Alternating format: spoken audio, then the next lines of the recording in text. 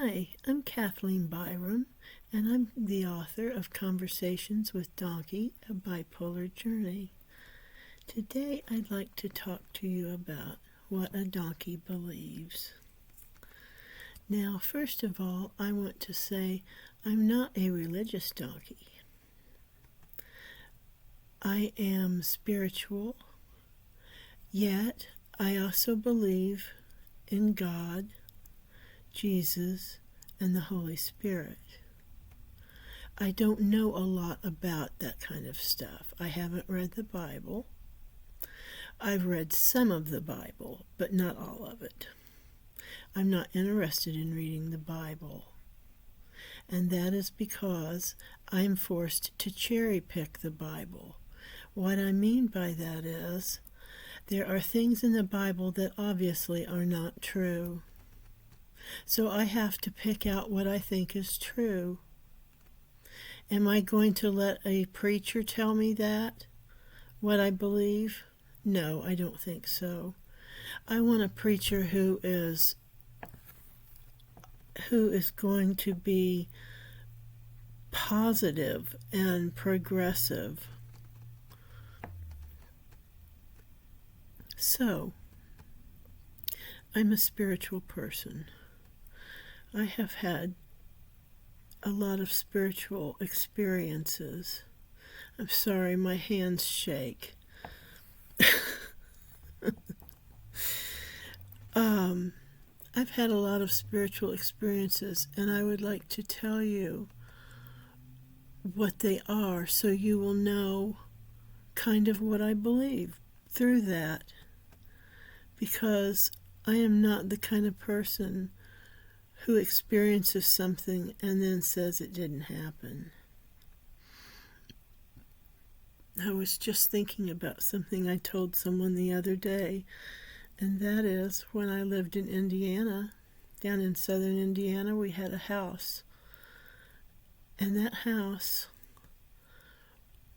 one time I was standing in the living room and I was looking over at the corner, the right corner of the living room. And suddenly, I sensed there was a portal there. Now, I've never had an experience like that before. I don't know how else to say it except that I sensed a portal. There was nothing physical that I felt in me. It was more of a thinking process. There's a portal there. And it wasn't accompanied by other types of delusional thinking. It was just that one idea. Everything else was normal. And I sensed that if I walked over there, I'd be in trouble. And I thought if I put my arm through it, I may not come back out. It may suck me in. I wanted to see in it. I wanted to stick my face into the corner of the room and see what happened. But I didn't dare. I didn't have the guts to do something like that. I don't have the guts to be a universe traveler. It's too scary to me. Some things are scary to me that doesn't make sense to other people, and other things aren't scary that people expect to be scary, like public speaking. I don't mind public speaking. In fact, I crave it. It's like the number one fear or something of people, public speaking. But I crave it. I want to share what I'm thinking with everybody. I wish that we were all had psychic ability and could just know what's going on and all be like one person. We are all like one, from what I understand. That separation is an illusion. But let's get back to what I've experienced. I have also experienced an aura around my hand. This has happened at least twice, and I can't remember the other times, but I'm thinking it has happened before that. I mean, other than that. I got out of bed The first time was in my parents' house when I had my bedroom there. And I got out of bed and it was dark in the morning. And I looked down at my left hand and there was like a smoky, bluish, almost plasma-y looking swirling thing around it. And when I moved my hand, it swirled around. This happened again in this house.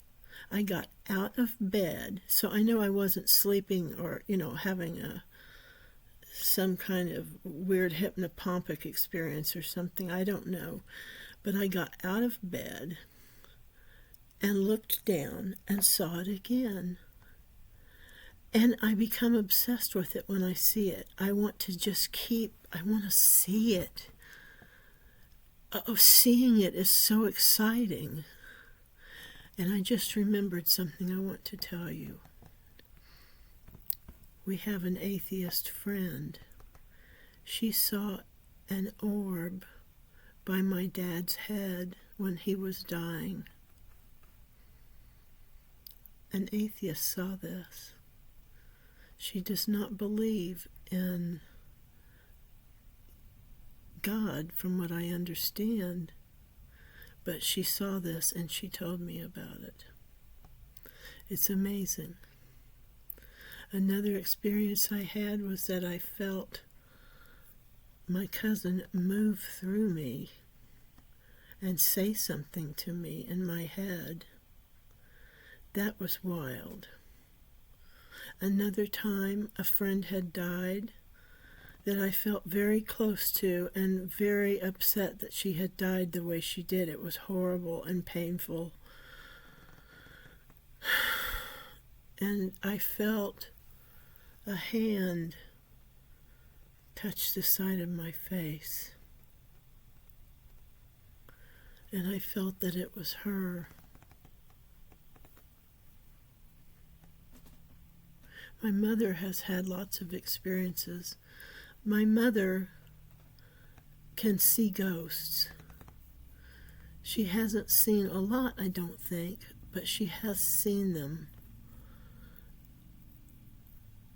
And she's kind of psychic. She gets images and messages about things. I get messages once in a blue moon. Like the time I got a person's name that I didn't know. I found out someone's name that way by getting a message in my head.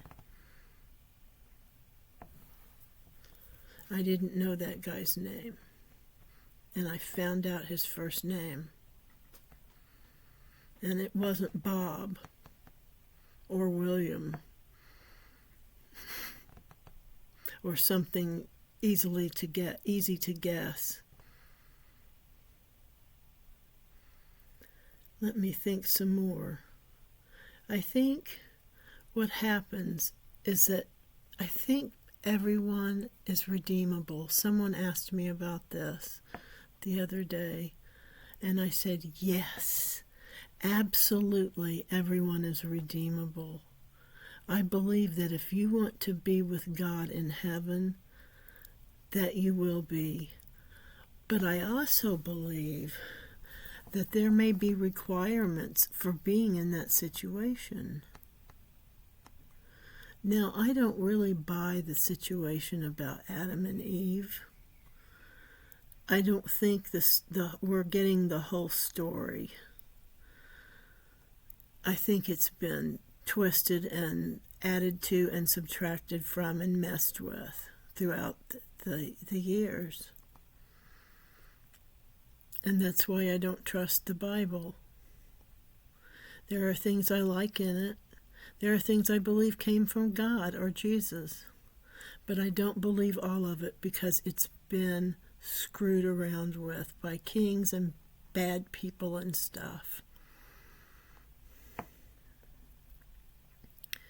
I believe that when you die, you'll be like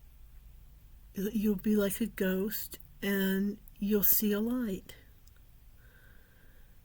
and you'll go to it. As soon as you want to go to it, you'll be there in it. And maybe you go through a tunnel. I don't know. It makes sense to me that you might. Someone suggested that the orb is the portal. And I thought that was very interesting. But I believe that we're all redeemable. Some people, like my grandmother, my dad's mom, I think she is still a ghost because she's not willing to go in there and accept that she was wrong about religion. I think she's got some issues. But I also believe that eventually she's going to make it in because, like my friend Nancy said, when it comes to God, resistance is futile. And that's what I'd like to leave you with. I'm Kathleen Byram, and I'm the author of Conversations with Dawnkey, A Bipolar Journey. It's available at Amazon and online at Walmart and Barnes & Noble. Thank you for listening to my thoughts. If you would like to argue nicely, you can put your comments down in the bottom, and I'd love to hear them if you're polite.